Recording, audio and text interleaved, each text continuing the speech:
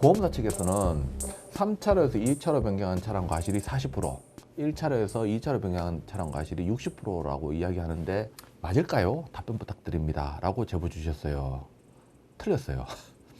네, 이 건에 대해서 뭐 동시차로 변경이고 제보자님이 좀 더 먼저 진입했고 억울할 것 같으니까 40%라고 그렇게 접근해서는 안 됩니다. 상대 차량은 정차한 상태에서 2차로 진입하고 제보자 3차로에서 먼저 상당히 진행하면서 2차로에 진입해 있는 상태에서 난 사고입니다. 그렇다면 이 건에 대해서는 제보자, 불박 차량에 과실이 있냐 없냐 이 문제로 접근해야 돼요.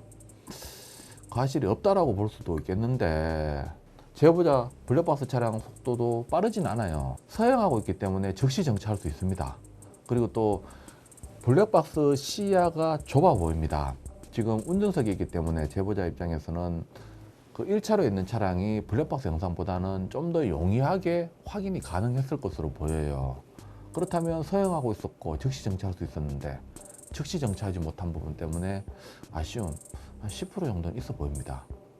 이 건에 대해서 무과실로 볼 수도 있겠지만 좀 힘들어 보입니다. 제가 봤을 때. 요거보다 두 번째 영상이 좀 더 피하기도 어렵고 예상하기도 힘들어 보이더라고요. 그 영상을 한번 보여드릴게요.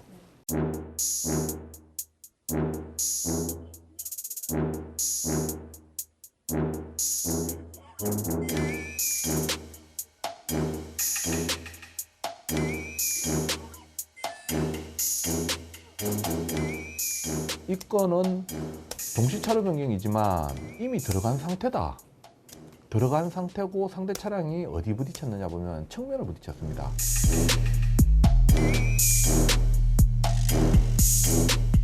지금 이러기 때문에 피할 수도 없고 멈췄다 하더라도 후방 부분이 아니라 뭐 앞부분 충격 부위만 달라질 뿐이지 사고 피하는 건 어려워 보여요. 첫 번째 영상 3차로에서 2차로 변경한 차량 과실을 40%로 받고 두 번째 영상은 거의 불가항력적인 사고에 대해서 3차로에서 2차로 변경한 차량 과실을 30%로 보험사에서 본다라고 합니다.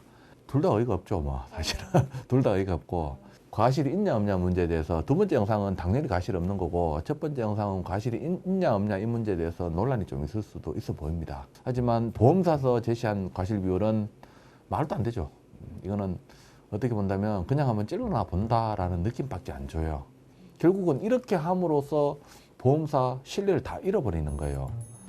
이렇게 하는데 누가 다른 건 믿겠습니까? 못 믿지.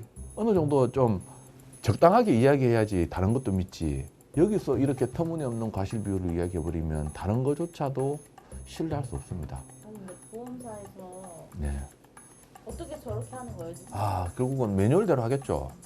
매뉴얼대로 해가지고. 과실도 없어? 네. 사실 그래요. 이 매뉴얼이 어떤 사회적 공감대가 형성되어서 우리 이거 따르자 라고 만들어졌다면 좀 틀려도 따라야 될 수가 있어요. 사실 어떤 경우냐면 과실 비율이라는 것이 판단자에 따라 달라요. 제가 보는 거하고 PD님이 보는 거 다르고 또 판사님이 보는 거 다르고 그러면 사실 누구에 따라서 달라진다면 이 부분에 대해서 가해자든 피해자든 억울해하는 부분이 있을 수 있어요.